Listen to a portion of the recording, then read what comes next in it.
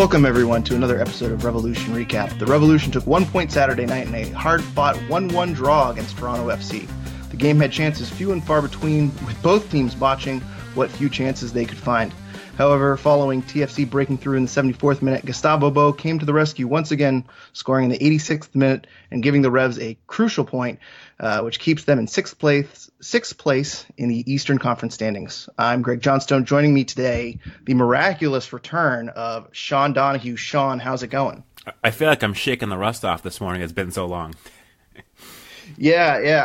I think the last time we were on, neither of us were married, and now we're both married. So just to kind of show how much time has passed since we were doing one of these together. It's certainly been a while. So hopefully you aren't too rusty. Hopefully your insight is sharp as always. But well, I was gonna make a joke about this being like the first podcast with two married guys, but you had Seth on last week, so you beat me to it. Yeah. So that is true. That is true. Well, Sean, what was your key takeaway from last night's draw against Toronto? I mean, I think it's really that the Revolution offense needs to find more than just the Gustavo Bou and Carles Gil connection to get some goals in the back of the net. Bou tried to do everything himself in this game for most of it. He had 7 shots. I thought Bou had a really good game, except it seemed like he kind of forgot his shooting boots for this one. With some of the goals we've seen him score, you kind of expect him to have some great shots on net, and we've seen him score some crackers, and he had some good opportunities in this ones where his shooting boost just let him down, and even the goal he scored, he didn't really hit that cleanly and got a bit lucky. So it seemed like he was doing everything well in this game for the most part, but the shots kind of let him down, and when they were letting him down, his teammates didn't really pick him up. Again, even though he scored the equalizer on a bit of a lucky shot. I didn't think Agudelo provided enough up top. I didn't think Juan Caicedo off the bench did enough when playing in whatever it was, 24 minutes or so. It was just a little bit disappointing that the Revolution going into a game against Toronto FC where kind of everything was in their favor, and that Josie Altidore was out for this one. They got very lucky. We'll talk about it later with Matt Turner staying on for all 90 minutes. But it was just the rest of the Revolution team didn't do enough. Christian Pania, had a couple moments, but again, we've seen so much from these guys in past years before Carles Gil and Gustavo Bou joined the team. But in this game, it seemed like there was over reliance on them, and we've seen it in a few games. And teams know that, and teams marked them pretty well. They were pretty tightly marked on a lot of occasions, even when they had some good passing combinations. But when you're playing a good team like Toronto, I think you need just a little bit more than that. You need more contributions from your other role players on the team. Yeah, and outside of shots that came from Gustavo Bou, I'm trying to think of the big chances that the Revs had. There was the play with Carles Gil where he tried to tap it, and Westberg made an amazing save where Juan Agudelo kind of chips the defense and Carles Gil volleys it. And as I say, that was probably their best chance of the night. There was also a play where Juan Agudelo kind of scuffed a shot. Christian Pania kind of either heads the ball in or kind of knocks the ball back towards him around the 6-yard box, and Agudelo can't get a clean boot on it, and he kind of just taps the ball to the keeper. Outside of that, everything else came from Gustavo Bou, and it is a little concerning about how over-reliant they are on him so quickly into his MLS career, 8 games in. But at the same time, I also think that, Gustavo Bou fires rockets off of his foot. He didn't have the most accurate game, as you said, but a lot of those shots had velocity on them. And on that goal, it was right at the keeper, but it was coming in a little bit quick. You can kind of see that obviously the keeper was a little off guard, and I don't think was expecting a shot that quickly. Turf helps. Yeah. So, we said last week, if you're going to give Gustavo Bou 6, 7, 8 shots a game, which they did yesterday, he had 4 shots in the first half and 3 in the second half, he's probably going to find the net eventually, because he's going to have a rocket, and one of them is going to take, a side of the net, or is going to be somewhere that the keeper can't reach. So they did get a little bit lucky yesterday, but outside of Gustavo Bou, not that it's a bad thing that he's given 7 shots a game, but it was disappointing to see Juan Agudelo not, return to that striker position very well. I thought he had a pretty poor game up top. Christian Pania played okay. He did have 2 chances created. He had some moments, but he was pretty inconsistent throughout the game. And Carles Gil created 4 chances again, not a terrible game, not kind of what we expect from him overall, but yeah, it seemed like the offense was lacking a little bit for the first time in a while. I can't think of any game in the Bruce Arena era where the offense just seemed totally out of it. And it seemed like, too, until that Toronto FC goal, in the second half, it just seemed like they were dwindling more and more, and they had less and less momentum as the game went on. I don't know if it was a confidence thing or what, but Bruce Arena said after the game they weren't good enough, and I think that's an understatement to say the least. So I think the Revs got away with 1 point. They got away with the draw, but they need to be a lot better next week going into New York City. Yeah, I mean, that was absolutely – I think you have to call that a lucky draw, right? The Revolution got away with one there because they should have been down a man at halftime. Yes. Yeah. Thankfully, they did not go to VAR on that one. And you're talking about the play with Matt Turner where I forget who was chasing that ball down, but someone on Toronto FC has a long pass going forward.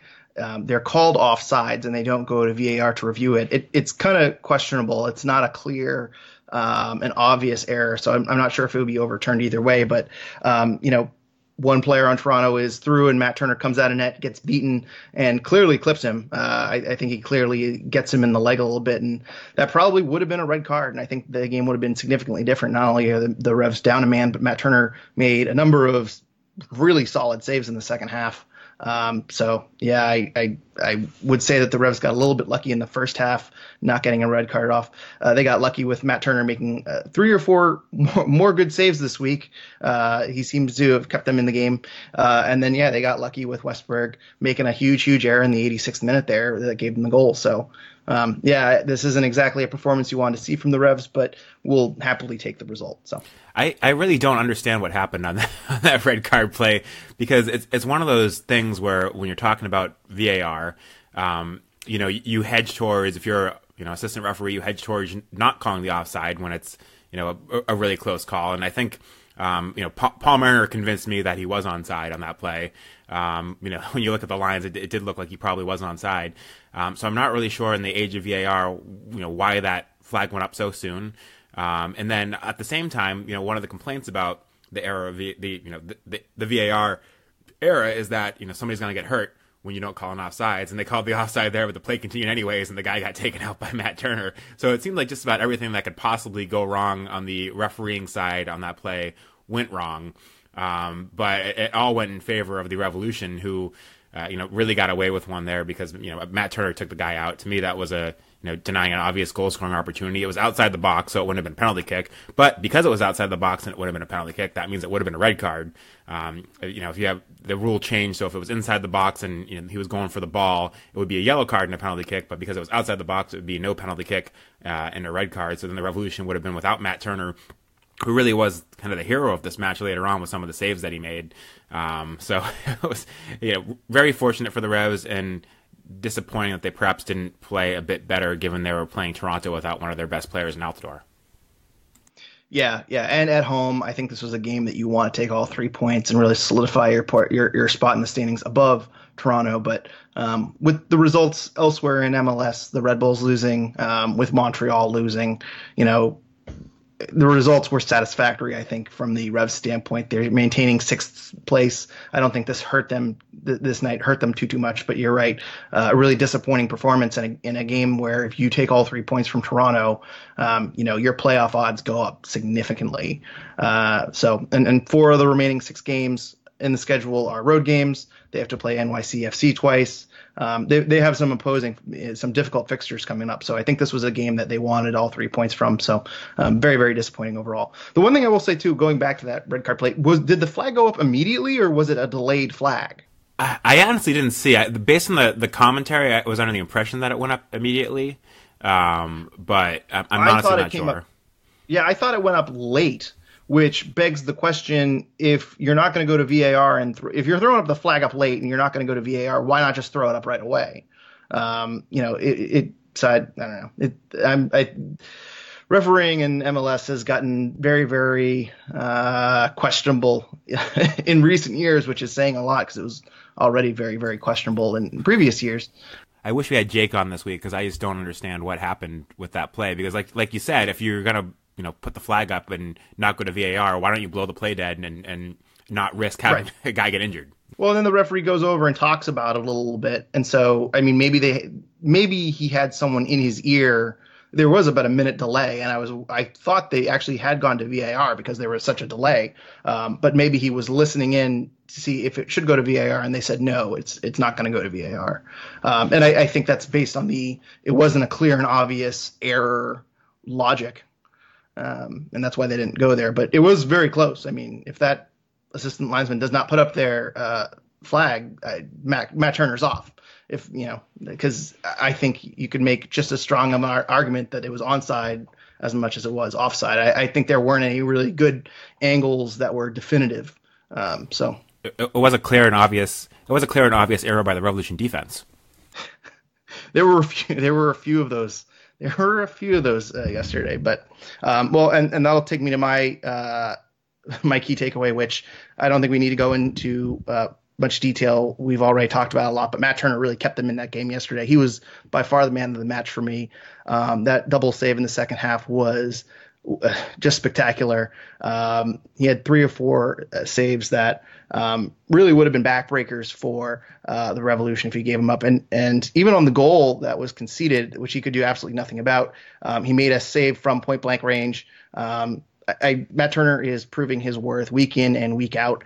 And, one stat that I bring up all the time is expected goals versus goals allowed differential, which I can't explain for the life of me. But if you've been listening for a few weeks, you know that based on algorithms, there are expected goals allowed. And there's a stat for keepers, which is basically just the difference between what keepers are expected to concede and what they actually do concede. Matt Turner leads MLS in that category. And he's been improving that number 4 or 5 weeks in a row. And I would imagine he's going to improve that number again this week, which doesn't necessarily mean he's the best keeper in MLS. It just means he's probably having the best season. But another thing to mention is that, the more expected goals allowed you have against you, that's also a reflection of your defense. And I know a lot is made up of, since Bruce Arena took charge, the defense, has conceded so few goals. And that's kind of been a counterpoint against the people that say we need to improve the back line. But Sean, as you said, this back line yesterday really let Matt Turner down a number of times. And I think they got lucky, a few times. The play that all stands out to me is Michael Mantien just flat out falling down. And DeJuan Jones makes a incredible recovery run, comes back, and he actually makes the sliding block on that play. So Matt Turner didn't have to do a whole lot there, but it was still very, very sloppy defense all the way around. And, on that goal too, wide open person on the back post. It seemed like no one really was paying attention to, there's 2 guys running into the box and somehow Andrew Farrell is the only one back on that play. I think this defense is really giving Matt Turner a lot to have to cover for, and so far he's been doing a spectacular job. Well, there were a lot of plays in this game, at least I noticed, where Brandon Bai was caught forward, and it really caught the Revolution out and down in numbers when there was a counterattack by Toronto FC. Toronto, I thought, had a lot of success counterattacking, and a lot of that, to me at least, was because Brandon Bai got caught forward. And there were some plays where it, to me at least, didn't look like he was putting in a full sprint to get back and help out. I don't know how much of that, again, is designed by Bruce Arena wanting to push Brandon Bai up. Certainly it hasn't changed from under Brad Friedel as far as the way Brandon Bai has been playing. Under Friedel, too, he pushed way up. But to me, and we've talked about this before, so I won't go too deep into it, but it almost seems like it's costing the Revolution more by him being pushed forward than it's helping them out with him getting forward. And there's just time and time again where there was a counterattack by Toronto FC, and Brandon Bai not being back there really stretched the Revolution. Yeah, and including on that goal, that's Brandon Bai's side of the field. And if you go back and look at the replay, let me know if you can see Brandon Bai, because I don't see him anywhere on the field. There are times he's up there and he's really playing a right wing, right midfield position where he's kind of down in the corner and looking to get one of those low crosses in. And, to the Revs' credit, it worked last week with the goal to Wilfred Zahibo. But You're right. There's a lot of plays where he's out of position.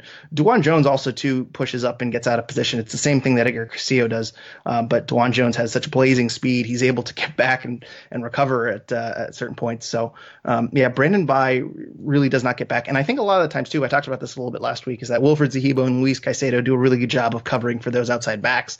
You'll notice on the goal, this was after Wilfred Zahibo came out for Juan Agudelo, and I think that Juan Agudelo is not as good of a defensive player as Caicedo and as Wilfred Zahibo, and it seems like him not getting back there, Michael Mancienne kind of being caught in no man's land, all of that kind of, and of course Brandon Bai being pushed up the field, all that leads to Andrew Farrell having two guys to cover by himself, and that leads to a wide open chance for Toronto FC.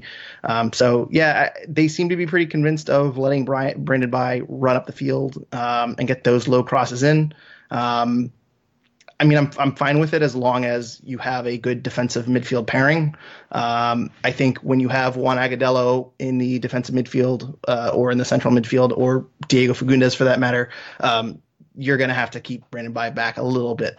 But I also think, too, that was just a matter of Bruce playing for 3 points and being aggressive and knowing that 1 point doesn't help them out as much as 3 points. And I think that was just kind of a risk-reward thing at the end of the day. But I agree with your statement about Brandon Bai. Also weird to me that Brandon Bai didn't attempt a single tackle the whole game, but that's another story. But he didn't seem to be. I mean, he was pushing up the field the whole game. I'll have to look up to see if there's a heat map, but I mean, he was. I mean, he was as much of a winger as he was a right back last night. So. Yeah, he won 0 aerial duels, had 0 tackles, 0 blocks, 0 clearances. 1 interception, but that was the only defensive action he had the entire game, which is interesting for a defender. Yep. Well, while we're talking about outside backs, Sean, we haven't talked to you since Edgar Castillo went out and DeJuan Jones has come back in. I think that's one spot that a lot of Revs fans wanted to see or one sub made over the season. A lot of people got tired of Edgar Castillo, and they wanted to see the rookie kind of filling at left back. And through a few games, to DeJuan Jones' credit, he's actually played very, very well, I felt. Yesterday, another pretty solid performance. He had 1 shot off target, 31 for 38 passing. That's 82%. He was 4 for 6 in the attacking third. So he wasn't pushing up as much as he has in recent weeks, but regardless, he did have 1 chance created. He had 6 ball recoveries. He was 2 for 6 on tackles, which is a weak spot for him. He's still not the most defensively tuned, I would say, but he did have a number of great recovery runs covering for Mancienne on that play. I mentioned he had 2 blocks and 2 clearances. He also had a blocked cross in this game. So, pretty solid game all the way around for DeJuan Jones. Sean, I want your assessment about DeJuan Jones and what do you think of him at left back so far? Yeah, I thought overall he played well. To me, he kind of does what you want Brandon Bai to do, but does it a bit better. And part of that is, as you mentioned earlier, he's faster. Not that Bai is slow by any stretch of the imagination, but he's really able to use his speed to recover when he gets back. I mean, I'm not sure that on the left side his crossing ability is good enough to contribute that way on offense. But he does a lot of things pretty well. And as a 22-year-old rookie, I think there's room for improvement, and I think he's capable of improving. And long term, this could be the position for him. The one thing that I called out to you when we were watching the game was I think that play later in the second half where he actually got outpaced by I forget who it was. Lorea from Toronto, yeah. I believe. Yeah, and the right back. Yeah, and seeing DeJuan Jones, kind of even positioning with him and then getting outpaced was a bit surprising because not many people can outpace DeJuan Jones. But outside of that, I thought he played a pretty good game. Like with Brandon Bai, he's being asked to push up a lot, but unlike with Brandon Bai, I think more often than not, he manages to kind of get back and influence the play. Sometimes that's, because a guy like Mancienne or Farrell slows down the play and gives him time to get back. But sometimes they do that with Brandon Bai and Brandon Bai doesn't get back. So I think I like what I'm seeing from DeJuan Jones on the left, more so than what I'm seeing from the other fullback position. But obviously he's a rookie and there's a lot of room for improvement. But you can't teach speed, and DeJuan Jones has that in bunches, and that's a huge thing to have as a fullback. Should be mentioned too that Larrea was the player that took the ball from Mancienne when Mancienne fell down, and DeJuan Jones caught up to him in the first half. So a bit of an even draw between those two in this game. But yeah, you're absolutely right. DeJuan Jones is incredibly athletic, and I think Seth said it last week where what DeJuan Jones lacks in defensive instincts, he makes up for in his athleticism. And I think DeJuan Jones, we've seen week after week kind of make up and kind of be a pest to players that are trying to create separation and beat him down the wing, and they just can't do it outside of Larrea last night. So I do have some concerns about his crossing ability. DeJuan Jones can push up and get into that corner. That's great. But when he's down there, what can he do? I don't think he's much of a threat to cross into the box, whereas Brandon Bye at least can drive in some low crosses and kind of find the feet of someone every now and then. So, yeah, I think he's going to be fine in the near term. I will be a little concerned if we go into the playoffs and we're playing at Atlanta and DeJuan Jones is starting at left back, because I'm not totally sure if he still seems to be a bit of a weak spot defensively. But as I say, he makes up for it with athleticism. I just am worried that when we get some tougher opponents, he might not be up for the task. But then again, we could say the exact same thing about Edgar Castillo. So there's a bit of a pro and con where DeJuan Jones brings athleticism, Edgar Castillo brings the ability to cross and create something offensively. There isn't really a huge one way or the other with those two. But so far, I'm really a big fan of DeJuan Jones and really excited to see him progress in the left back role. Yeah, I mean, I think if you're playing a pacey winger, you definitely would rather have DeJuan Jones out there than Castillo at this point.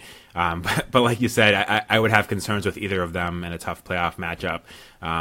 Jones just because of his inexperience and not really being a defender, and Castillo just because of what we've seen this season, where defensively he's been a weakness at times.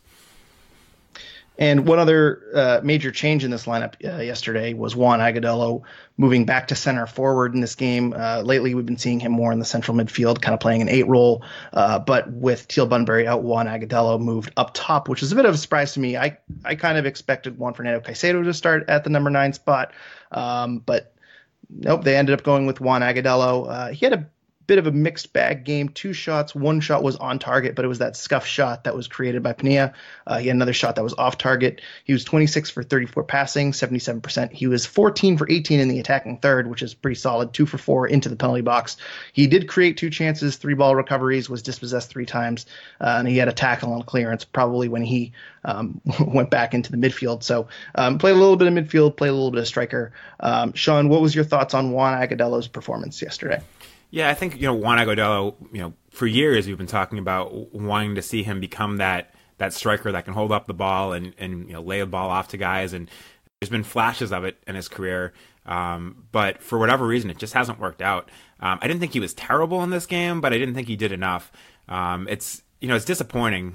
And again, we've talked about this a lot, that Juan Agudelo at this point in his career never developed into that striker. I think, if you look back 6-7 years when, he was, young guy in this league, there was so much potential, and you looked at him as a guy that was going to be that number 9. But at this point, I just don't see it anymore. I think there's been so many years where we've expected it to happen and it hasn't happened. With Teal Bunbury out, I still didn't mind seeing Juan Agudelo up there. His hold-up play, I don't think was as good as it could have been. His connection with some of the guys in the midfield wasn't as good as it could have been. With that said, he did have 2 key passes, 76.5% passing accuracy, 3 aerial duels. So it wasn't a terrible performance. It just, I think you expect so much from Juan Agudelo, or at least you used to expect so much from Juan Agudelo based on, what he came into the league as. And it was one of those games that just kind of a reminder that he never really developed into that, kind of all-star caliber striker that, a lot of people expected he would have based on how he came into the league. Yeah, I agree. And I'm not totally sure if they should go forward with him at striker. He seems to be an okay option, but for whatever reason, his finishing just seems to get weaker and weaker every year. He does a lot of things good or okay, but nothing really great.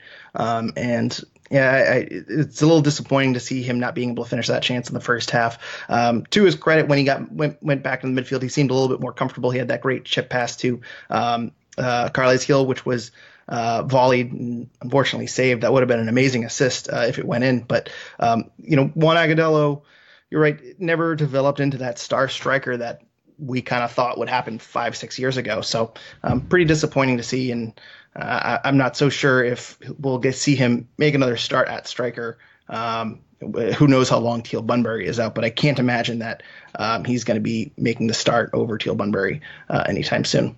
Sean, let's move on to listener questions. We have some other players we're going to talk about, but they're kind of covered in listener questions, so we'll move along. But the first person we should talk about is Michael Mancienne. Randy LH said, should Mancienne start next weekend, assuming Tony Delamea is healthy? And we also got a question from Cody Hall saying, why is Mancienne so bad, yet being paid so much? Based on what I've seen, this isn't rust. It's just a continuation of his time in England. So, Sean, I mean, we'll start with the question of whether or not Michael Mancienne should start next weekend. Tony Delamea and Jalil Anibaba were available on the bench in this game. What are your thoughts? Do you think Mancienne gets a start in New York?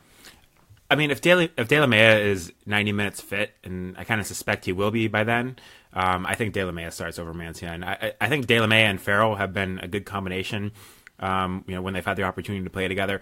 I don't think Mancienne or Farrell had a particularly good game this week. Both of them, had their moments where they got caught. But Mancienne, it is a thing where consistently he hasn't been good enough. You mentioned that moment where he slipped and only, DeJuan Jones's speed kind of saved the Revolution from being in a worse situation, on that play early on. But, I haven't seen enough from Mancienne to tell me he's a better partner for Farrell than Delamea. So if Delamea is 90 minutes fit, I think he goes right back in there. And we've talked plenty about Mancienne being overpaid, so I don't think we need to get into that. I think everyone would agree that he is overpaid, even with the slightly reduced salary this year from what he made last year.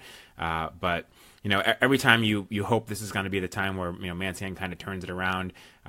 He's good for one big error a game at least, and we saw one or two in this game that could have proved costly for the Revolution.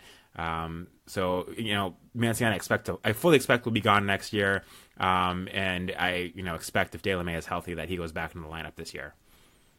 Yeah, and I wonder, too, if Mancienne is making starts because he is paid so much. I don't think Bruce Arena would make that decision based on salary, but I don't know why Mancienne is still starting.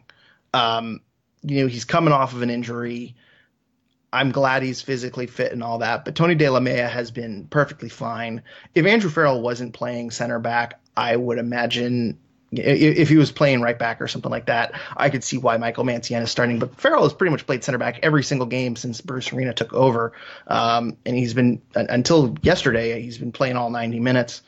So I'm not totally sure what the argument for Michael Mancienne starting over Tony Delamea is. I don't even know if you can really make a good argument for Mancienne starting over Anibaba.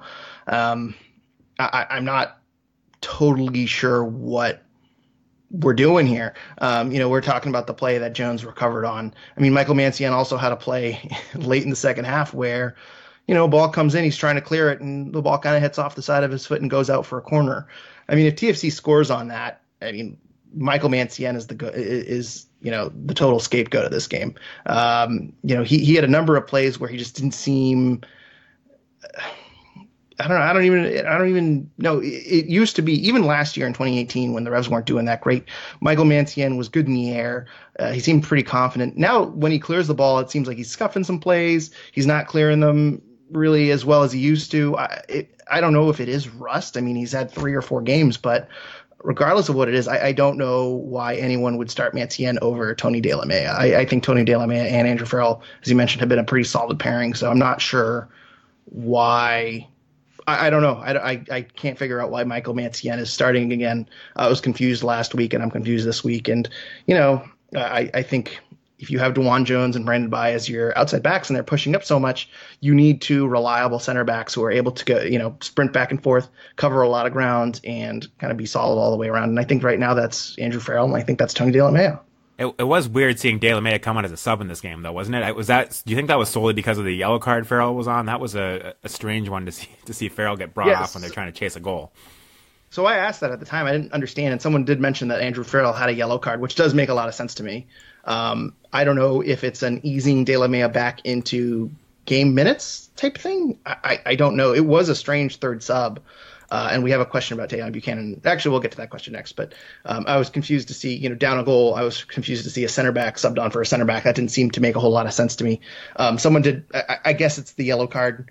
If you have one reliable center back and you're going into New York next week, you need your center back. So maybe they're just protecting Farrell in that case. But did that greatly improve their chances of winning that game? No. Did it greatly improve their chances of getting a goal? No.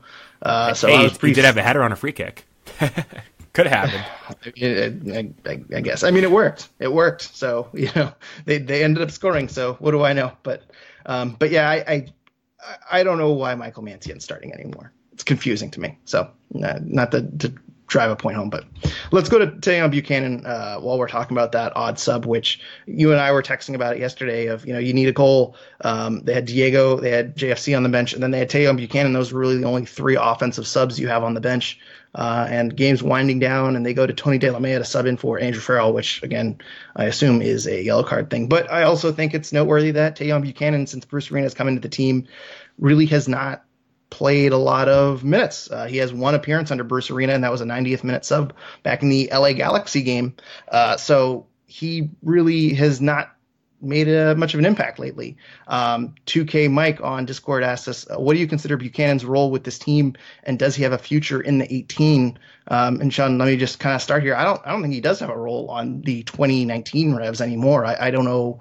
It's pretty clear he's buried on the bench, and I don't think Bruce Arena has a lot of trust in him, which is kind of interesting to see, because when he was in games under Friedel and under Lapper, he made a positive impact in my mind. He does have some speed. He's a very raw player, but he seemed to be a positive prospect.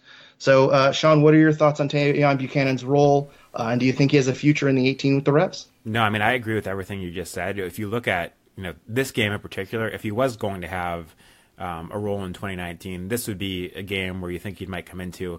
Understandably, with who the Revolution have, with Gustavo Bou on the roster, with Pania playing better, with Fagundes. If you look at the Revolution 18 when Teal Bunbury is healthy, and you want to bring on three offensive subs, Buchanan's probably the fourth guy. So yeah, that's not really a role. But if you look at the game yesterday, he was probably the third offensive sub that you could have brought in. And the fact that they didn't bring him in, isn't a great sign. Again, who would you bring him in for? You'd probably have to bring him in for like a fullback and kind of, give up some defense to go offensively, although I'd argue that you're not giving up too much defense if you're taking Brandon By out to put Buchanan in, which maybe would have been the sub that I would have thought about doing.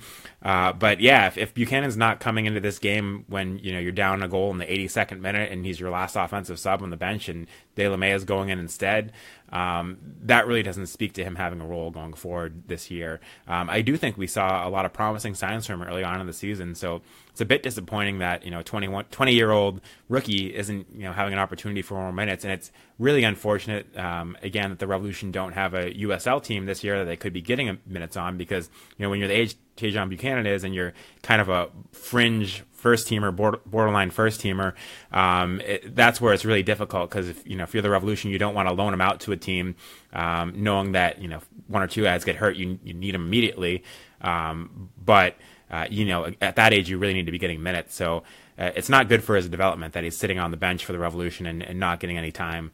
Again, I agree. He's a very promising player. But I also kind of understand why, when everyone's healthy, he's probably the fourth option off the bench if you need offense.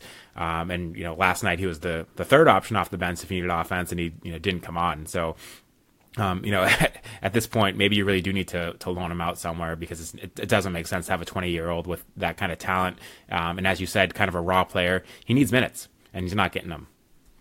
Do you read into the fact that they've loaned out Ann King and Renix, and they're giving Cody Cropper minutes in Hartford, and they seem to be loaning out their prospects, but Tayon Buchanan is still in New England, I assume kind of as cover? But do you might read into that maybe they value Renix more than Buchanan or something along that line, or do you think that he's staying home more or less just because they need bodies in Foxborough? Yeah, honestly, I don't know what to read into that, because I think from what we saw that maybe Renix is rated above Buchanan by Arena. It's hard to judge where Ann King's rated. He really hasn't seen the field this year for the Revolution. So I not really sure. He looked good, promising last year when he had some minutes, but he hasn't really had an opportunity this year.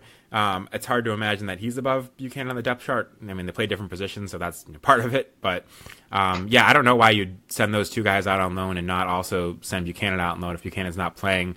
Unless, I think maybe if I was to guess what that means, it's that Buchanan's closer to seeing minutes for the first team than those two guys are. But I'm not really sure that's the case.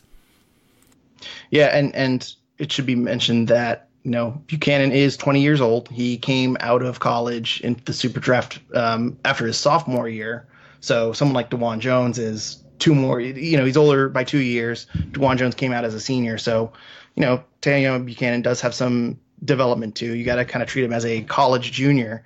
So I don't necessarily think him riding the bench is a kind of death wish. I think there are some guys that are further along in their careers like Zach Haribo and Brian Wright that I think, it's kind of put up and shut up time. Whereas Taylor Buchanan, I think could be, ride the bench this year and ride the bench for 6 months next year or be loaned out next year. But he still could play a role on the Revs in 2021 or 2022 because at that point he's 22, 23 years old. So I don't think this is indicative of him not having a role in the Revs in the future, but I think short term, I think he's only going to see time if the Revs are losing by 3 goals or winning by 3 goals, and they kind of want to see how he fits at striker or kind of plays on that left wing or plays on that right wing and kind of just kind of show off what he can do. I'm not sure if he's going to see any meaningful minutes throughout the rest of the season. It's a bit unfortunate because he started out so well for the Revs. This would have been a fun game to get him into too, because he's from the Toronto area, so I'm sure he would have been very much up for for this game and had some extra motivation to show off. That's true. Isn't Brian Wright also from Ontario? I don't know if he's from the Toronto area, but we could have called up Brian Wright for this game, started him at striker, all the Canadians to go after TFC. I mean, he couldn't have scored less goals than Aguadello if he played striker. So, and he had a really great play last week. I don't know if you saw it, but really amazing individual effort for Birmingham Legion. He had an assist, pretty much ran the entire length of the field, nutmegged a guy, and then kind of just slid the ball across for a teammate who just kind of had a tap in. So Brian Wright making waves down in Birmingham, actually really, really impressive at the USL level. So not sure if he's ever coming back to the Revs, but We'll move on. Cambo6 asked us, why couldn't we find any way to get through the Toronto defense in the first 70 minutes? Really the first 80 to 85 minutes, Sean. But any reasons to why you think the Revs couldn't break down the Toronto D yesterday?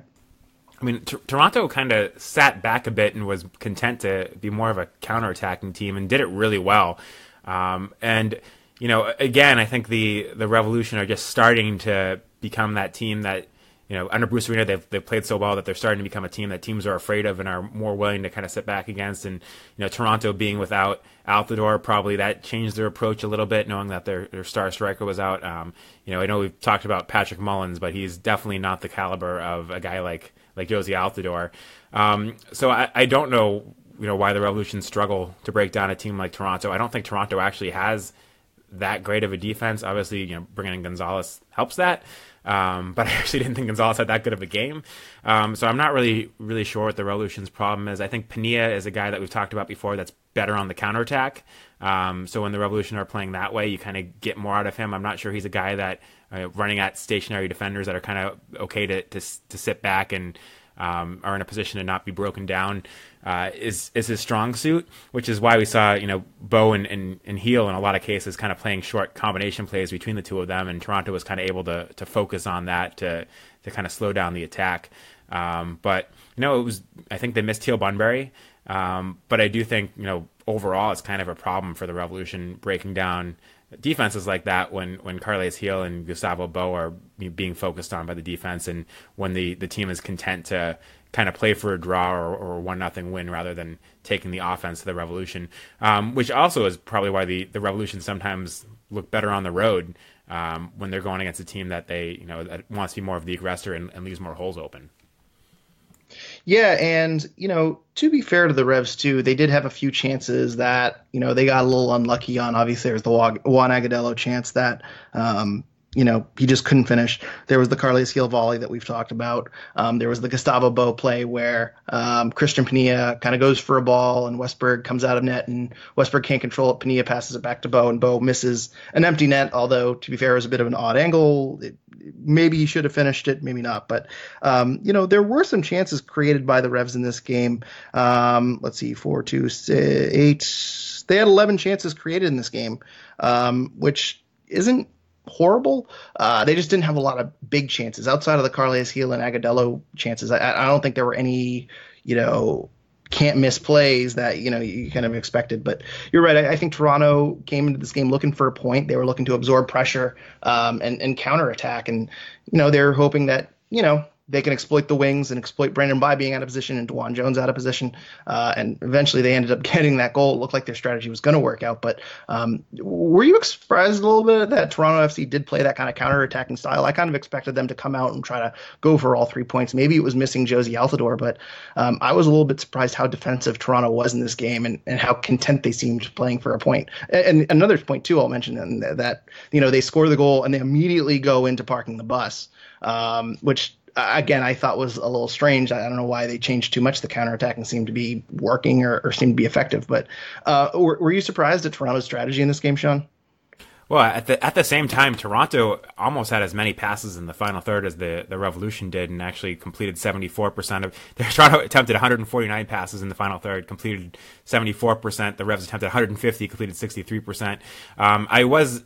When I saw Altidore was out, I think I kind of expected it more from Toronto, that they would sit back a bit more.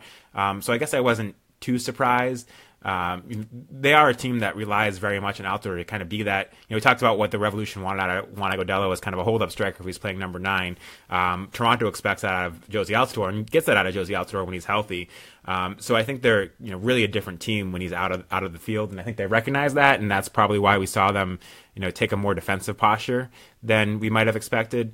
But they outpossessed the Revolution for a good chunk of the first half, and then the second half, especially after they scored that goal, they were really content to sit back. But, the Revolution, if they're going to be a playoff team and if they're going to have success in the playoffs, they need to be able to find a way to break down teams like that. You do mention there was, some good chances. That heel chance in particular really stands out, and that was a fantastic save by Westberg. But I still don't think they did enough to break down that Toronto defense throughout this game and really cause them problems. And that kind of leads to our next question, too. Gustavo Bou is the best striker on Discord. Asks us, how long can the let Gustavo bail you out by creating something out of nothing strategy work on offense? Sean, what are your thoughts? How much longer can they go with this? Look, I think it works against a team like Toronto, even that's missing one of their star players, or some of the mid-tier teams in the league. But when you get into the playoffs and you're on the road against Atlanta or Philadelphia or a team like that, I don't think it's enough. So yeah, there's a lot of guys that are very capable on this team of creating chances. But it almost seems like they maybe are too passive with Carles Gil and Gustavo Bou and kind of letting them do their thing. But again, like I said earlier, this is almost a Revolution team that has pieces that are better on the counterattack. So, if you go into the road in a playoff game, the Revs are almost better set up to kind of take advantage and win that game than they are to take advantage of a home game where another team's more content to sit back. So it'll be kind of fascinating to watch because, under Arena, this has been a good road team. And, forever even under Brad Friedel, they were kind of a good counterattacking team. So, and under Jay Heaps, they were certainly a good counterattacking team. So I think they're kind of set up to be that counterattacking team. And we've seen a bit more of a plan B with Bruce Arena and an ability to find a way to get results even when counterattacking is not going to be the strategy against a team that's sitting back. But it still seems like the personnel on this team, a guy like Christian Pania, a guy like Diego Fagundes, are almost better counterattacking players than they are players in possession. Yeah, I agree with that completely. And if we're trying to pinpoint how much longer can the Gustavo Bou takes shots from outside of the box and hopefully one goes in strategy works. I mean, I think this is the last week it could work. You look at the schedule up ahead: at New York City, at Orlando City, home versus Real Salt Lake, at Portland, home versus New York City, and then at Atlanta. I mean, those are teams that probably aren't going. Maybe Orlando is the exception, but those are teams that are not going to be making errors like Westberg did yesterday. And I think you're going to need more than just having Gustavo Bou launching shots from outside of the box. So, yeah, they need a little bit more cohesion there in the offensive third. And I know Gustavo Bou has only played 8 games, but it'll be interesting to see if this offense develops and kind of hits more of a hot streak, and they kind of figure out who their attacking four is and where they go from here. But I don't think, going into New York next week, we're going to get bailed out like we did yesterday. I'm actually fascinated to see how that game plays out, because New York City FC on the road was kind of the one game that Brad Friedel was always had this Revolution team up for, because they're playing on that tiny postage stamp field, and the counterattacking pressing style that they played under Brad Friedel really worked against New York City FC. It was the one team that had a ton of success against with that strategy on the road. So I'm very curious to see how Bruce Arena plays against them and how that works out, because it's just a unique circumstance to go against the New York City FC team at that tiny field. I don't know how it will work with what Bruce Arena has been doing, but if you were ever to take a page out of Brad Friedel's book, that's probably the one team you could do it against. Yeah, big win last year in New York City. Shout out Brian Wright. Pretty solid win. I think it was 2-1 last year. So yeah, hopefully we can get a bit of a repeat performance this year and steal kind of 3 points on the road against a very solid NYCFC team who's pretty good at home. CMoney 008 on Discord asks us, how was it the weakest shot on goal was the one that went in? I'm a little confused too, because the Juan Agadel shot didn't go in. So I'm a little confused at this question. But no, but the Gustavo Bou, not to kind of repeat the same point, but when Bou shoots, he's got some velocity on that ball. I think that was just Westberg. Either maybe there was a screen, maybe he just reacted so soon, or maybe he just misjudged the speed on that shot. But I think the fact that Bou kind of unleashed a bit of a low rocket, even though it was right at Westberg's feet, I think it was a little bit of an awkward play for Westberg. Should have been saved. Matt Turner would have easily had it. But you're right. It's kind of an interesting that a scuffed shot from Gustavo Bou from outside the box finds its way to squeak in. Honestly, anytime I see a shot like that, I assume the turf had something to do with it. When it's kind of a low shot, I assume there's some sort of weird bounce that the goalkeeper doesn't read, and that had something to do with it. I'm not sure that was the case there, but that's generally my assumption. And I think it's great that you have a guy like Gustavo Bou now that's willing to took 7 shots in this game. Not all of them were too good, but anything can happen, especially on turf when you're taking kind of long, low shots like that. So it's great they have somebody willing to do that. I think over the years, the Revolution haven't done that enough.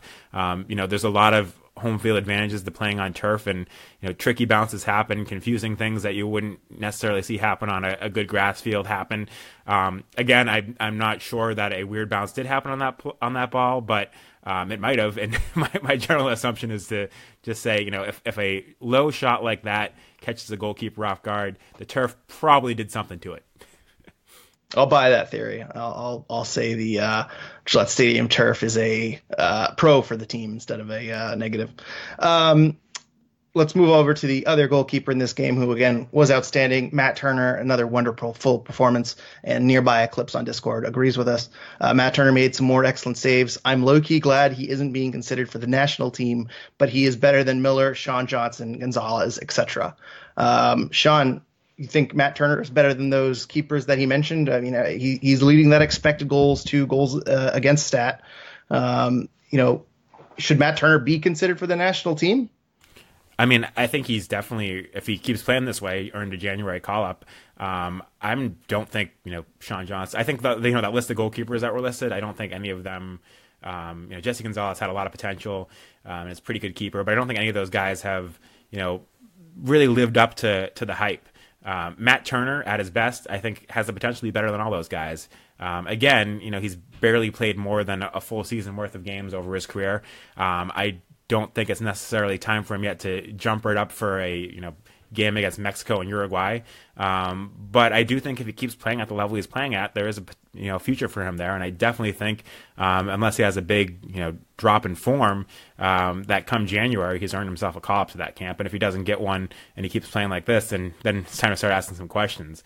But yeah, I don't think that the competition of those three guys you just named is something that he can't overcome if he keeps playing the way he's playing right now. Yeah, and I mean, goalkeeper is probably the position that the United States has the most competition at and the most depth at. There, it's never been a position that the United States has lacked at. So, and of course, I feel like there's always Brad Guzan, who just seemingly won't go away, and he'll kind of have that spot on lockdown for the next few years. But and Zach Steffen, yeah. And Zach Steffen too. Yeah, so I don't think he'll ever see significant minutes, but a friendly against Iceland or whoever, I would like to see him get called into a camp. I think he's certainly earned it. He's made a name for himself in MLS. I'd like to see him make an all-star team or two down the road sometime, but we'll see. There's so many great keepers. The three that we mentioned, are at best fringe national team players also, and they get called up every now and then. But yeah. Well, and moving on to the next question, kind of related. Bent Musket Matt asks us, how many MLS Cups will Matt Turner win with the Revs before he wins his first World Cup? Next World Cup is in 2024. So 1, 2, 3, 4, 5, right? 5 cups until the next World Cup for the Revs or for New England. That question seems like it was designed for you. Yeah, I'm wait. So there's 2019, there's 2020, or no, the next World Cup's 2022. I botched this question. Let's just cut this whole thing. A lot. That's the point. There you go. Wait, I realized the next World Cup was 2024. Jeez, that's yikes. Oh, I'm terrible at math. Moving on quickly, avoiding that error. I'm going to say 3 for the actual answer. But moving on, Matt Turner is literally Jesus. Another big Matt Turner fan on Discord asked us, how many goals will Bou score the rest of the season? As mentioned, and we'll just do regular season here, but there's 6 games left at New York City FC, at Orlando, home versus Real Salt Lake, at Portland, home versus New York City FC, and then at Atlanta. 6 goals through 8 games so far for Bou. Sean, how many more do you think he has in him? I think he could get to 10. I think it's realistic that he gets to 10. I think the Revolution have a very tough schedule coming up. But, the New York City FC game, that actually seems like a game that's, again, kind of designed for a guy like Bou who's willing to take a lot of shots on that small field. Orlando on the road, that's a game that, you should be able to score in. Salt Lake, that's another team that at home you could have some success against. Portland on the road, very difficult. And, Portland's been... started off the season with a lot of road games, so they didn't have the best record, but they still, kept themselves in playoff contention. And then, of course, New York City at home, and then Atlanta on the road. I'm going to go with 4. And, I think if he hits 10 goals coming in mid-season, that would be a very impressive haul. That would be extremely impressive. And there was a lot of talk of Seth and I talked last week about him being a 20-plus goal scorer in MLS. I know the Revs kind of talked about it. They released an article that I think Carlos Gil said that he's a 20 goal scorer in MLS. I think 10 goals in 14 games is pretty absurd. But, I mean, that's not unrealistic. I'm going to go with 3. I think he kind of finishes the season with 9 goals. I think there is a lot of tough opponents. And also, too, I think, I don't know. I think he's going into a couple of very difficult places to play. And, he's going to get his shots. But yesterday he seemed a little bit off target. I'm sure as the season goes on, these teams like NYCFC and Atlanta are going to kind of be able to lock him down a little bit better, play better defense than Toronto did. So I'm going to go with 3. I think he scores in both home games, Real Salt Lake and New York City. And then I think he's going to put one in on the road. So another good question, though, is will Gustavo Bou have a brace before the end of the season? He has not had a multi-goal game yet, which shows off his consistency, but I don't know if you have any thoughts on that, Sean. I don't think there's any opponent that Gustavo Bou can totally go off on and really exploit. It seems like a bit of a tough. Maybe Orlando they seem to be the weakest opponent left. Maybe that's a team that Gustavo Bou is going to have a field day against. But outside of that, all these teams are very solid defensively. Maybe Portland plays Claude Dielna at center back and Gustavo Bou is able to score a hat trick. But outside of that, I'm not sure. It's a tough schedule, and I think the Revs are going to be fighting out some 0-0, 1-1 draws here and there. No, I think it is going to be tough for him to get a brace in any of those games. I wouldn't say impossible, certainly. He's a very talented player, and if he's taking 7 shots in the game, all he needs is a little bit of luck to get 2 of those to go in. But yeah, I mean, it wouldn't surprise me either way. Regardless, he's been a fantastic player for the Revolution so far, and exciting to see what he can do for the Revolution the rest of this year and next year when he has a full season and a preseason under his belt. It's not common for a player to join at the time of the season that he did and immediately have the impact that he has. Usually there's an adjustment period, and there really hasn't been much of an adjustment period for him, which is a fantastic sign and speaks a lot to his quality. Yep. A couple more questions here from Revolution Report. Actually, he first has a comment that Juan Fernando Caicedo 2 is a better striker than Juan Agudelo, which I think is true. Just a quick question for you, Sean. Do you think Caicedo 2 gets the start at striker next week? Yeah, I mean, as long as Bunbury is out, I think I think Caicedo is probably the better option for the Revolution up top. I've said it before in this podcast, but it really, going into New York City, it's kind of a different game completely than it is when you're playing on a normal sized field. So I think it would be good to have a guy like Caicedo out there that is good at cleaning up the scraps and perhaps a better finisher with a better nose for goal than Juan Agudelo has right now. So I think Caicedo is the better option at striker going forward with Teal Bunbury out. And switching over to the other Caicedo 1, Revolution Report also asks us, could Luis Caicedo play at the next level as in Europe? Caicedo's only 23, is having another really solid season, is a bit quiet and under the radar, but him and Wilfried Zahibo have played very, very solidly in the defensive midfield lately. Sean, do you think Luis Caicedo is eventually going to move overseas and play in Europe? I think the potential's there. I think Luis Caicedo has been a fantastic player for the Revolution at just 23 years old. And if he keeps developing, I think there's certainly a potential that he could go over to Europe. I don't see, there's not that many players in the world at that position that cover as much ground as Caicedo is capable of covering. And kind of have the awareness that he seems to have.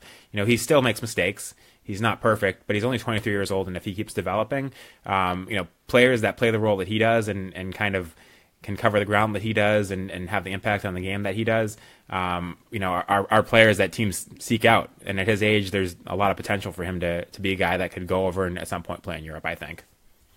Yeah, and he does not turn the ball over, ever. I mean, pass accuracy for him is typically off the charts. He's usually, at the top of the Revs sheet in terms of pass accuracy. He does a great job of winning the ball and then not turning it over. So, at age 23, I wouldn't be shocked to see if a team from Europe comes calling. I don't know if it's the highest level. I don't think we'll see him play in the Premier League or anything like that. But I don't see why he couldn't make a strong impact in France or Spain or Germany or something like that. Just not at right back.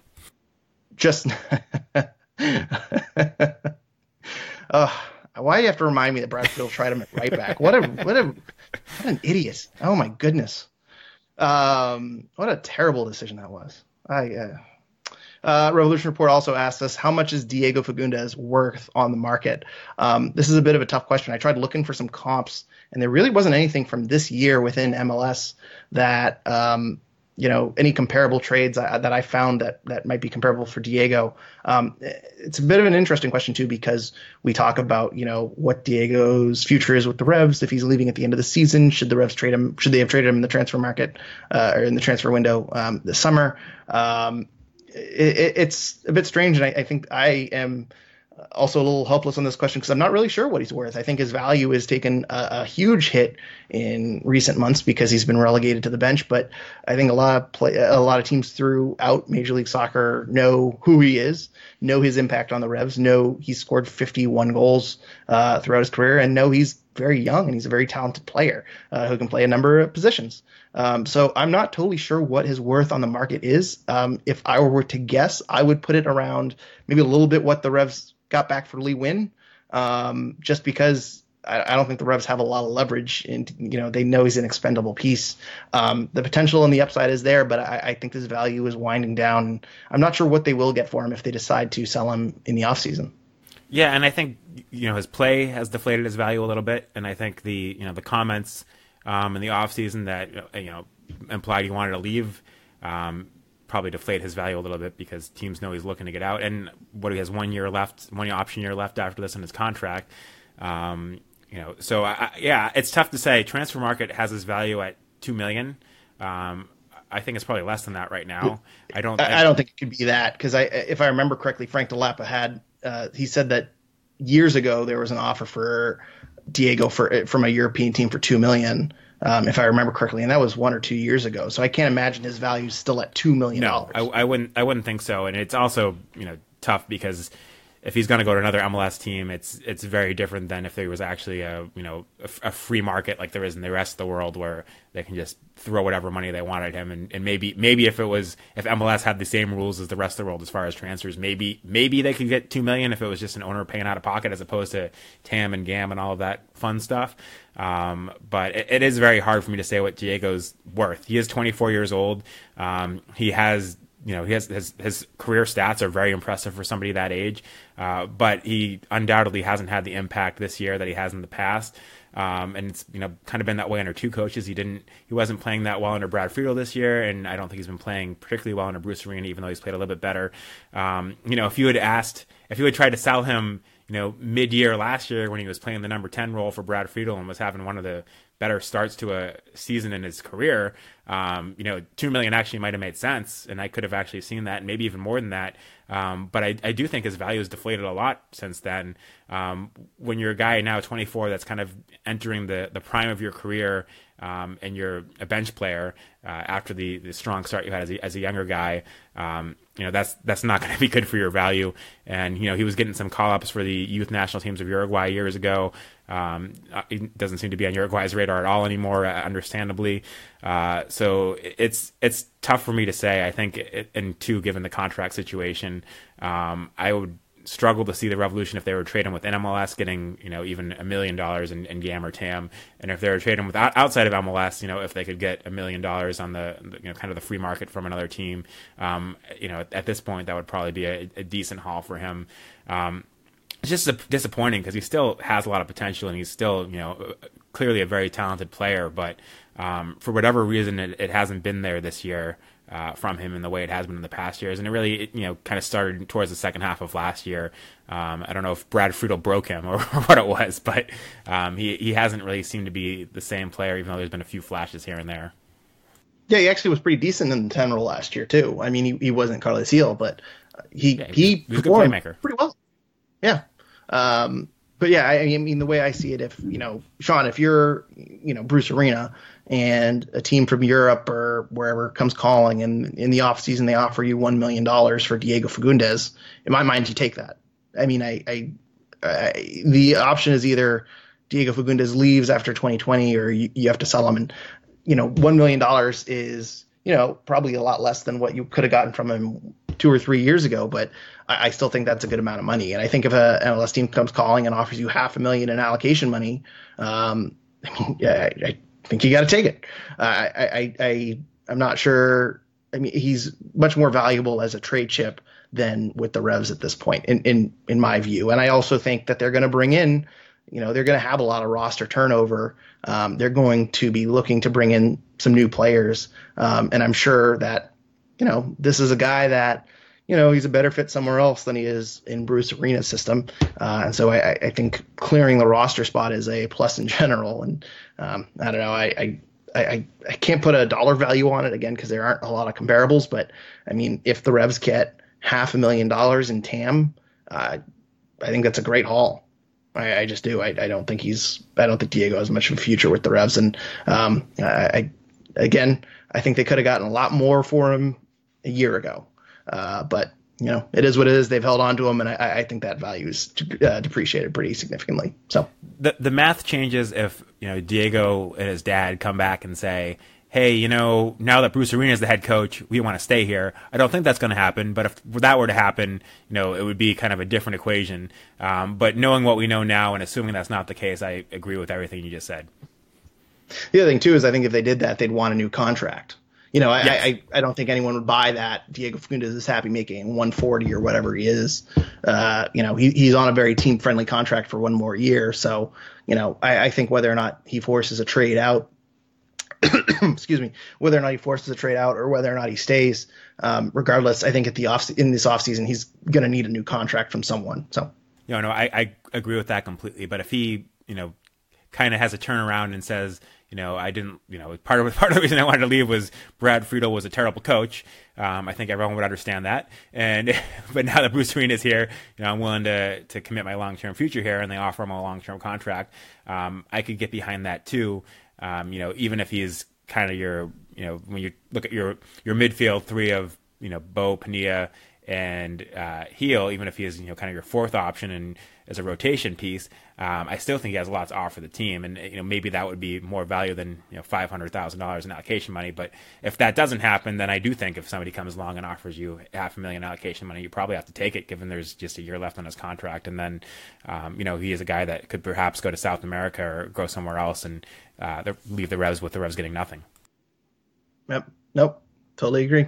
And to be fair, we haven't heard any rufflings from Diego or his dad since Brad Friedel was fired. I think Mike Lapper mentioned it in an interview. I think it was with 6 States One Pod, where he kind of said, he sat down with Diego and got Diego on board. And since then, I don't think we've heard anything from Diego, but I can't imagine he's very happy getting 20 minutes a game coming off the bench for Bruce Arena. So quick kind of notes from the week.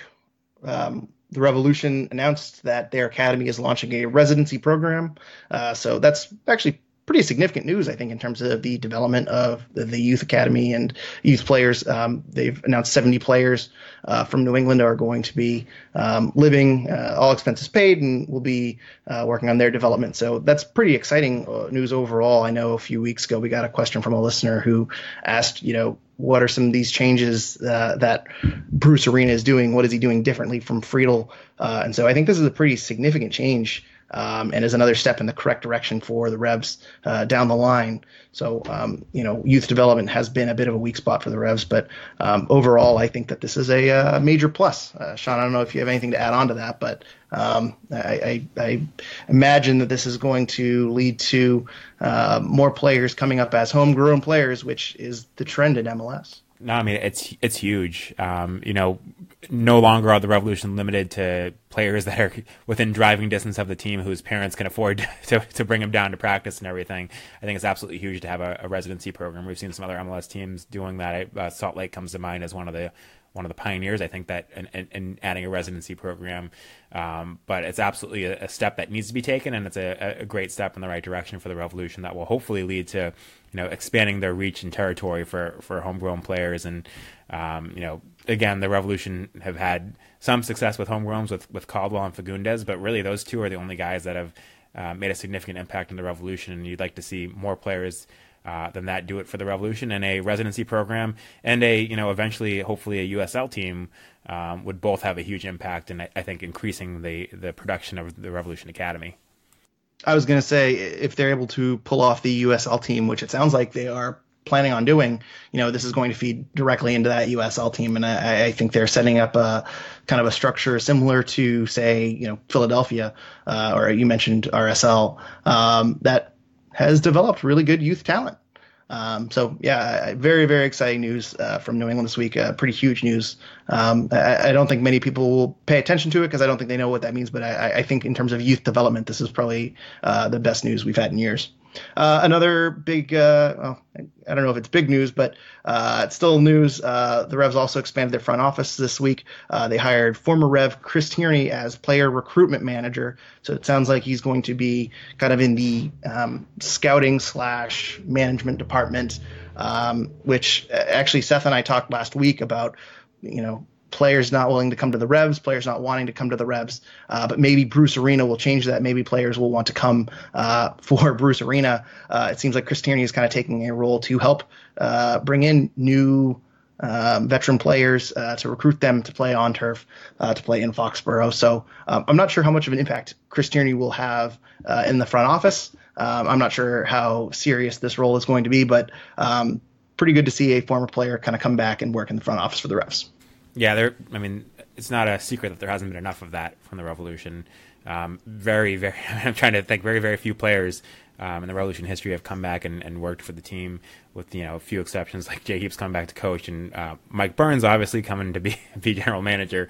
But it's having a local guy like Chris Tierney join the front office makes a lot of sense. And part of that, I think, has been the Revolution have had a somewhat small front office historically, and they seem to finally be expanding that.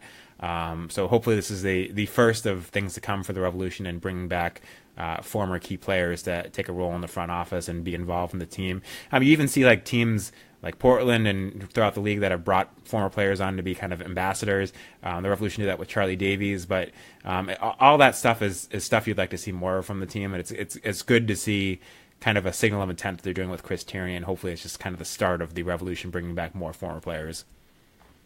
I did think it was messed up for the social media team, though, because they tweeted out Chris Tierney is back, and so I got it on my phone, and so I looked down at my phone, Twitter, Revolution tweet out Chris Tierney is back, and they tweeted this out on roster freeze day, so they were still able to sign players that weren't attached to any contracts.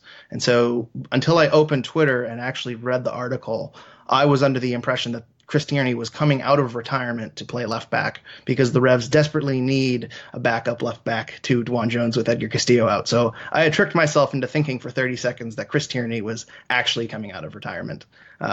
So I was actually a little disappointed to see him back as a player recruitment manager, but regardless, I think it's good to have him back with the organization. So, Sean, do you have any final thoughts this week before we wrap up? I'm just excited. If you haven't seen it yet, check out Josh Sargent's goal this morning in the Bundesliga. Fantastic, where he chips it over the goalkeeper. He's got 2 goals now in the Bundesliga, or 3 goals now in the Bundesliga, in very limited minutes. And if you've been paying attention to the U.S. national team, they have games against Mexico and Uruguay coming up. So hopefully, with Altidore being out, we get a chance to see a young 19-year-old Josh Sargent get a chance to play striker for the U.S., because the U.S. really needs some help at striker. So I get excited when I see young players like him doing well. And Pulisic, I think, has been doing well for Chelsea in the Premier League. So, it's hard to get too hyped up for the national team after the disaster that was the last World Cup qualifying cycle. But I'm starting to get on the hype train with guys like Josh Sargent and Pulisic again. But if you haven't seen that goal, check it out. And I don't have anything to mention this week. I don't have any final thoughts. Last week I kind of brought up Taylor Swift. I'm really running out of things to throw out at the end of the podcast. So, but yeah, the Josh Sargent goal, as you mentioned, a phenomenal goal. You sent it to me before we started recording. My initial reaction was, that looks like a kind of an accident, but his reactions and his reflexes are something else there. So Josh Sargent better than Gyasi Zardes? I'm just going to throw that out there. So I certainly hope so. That would be quite disappointing if he does not end up better than Gyasi Zardes. Sean, where can people find you on Twitter? You can find me at Sean L. Donahue. All right, and you can follow us on Twitter at Revolution Recap, and also like our Revolution Recap page on Facebook. Please also, if you could, leave us a review on iTunes or Spotify or wherever you are listening.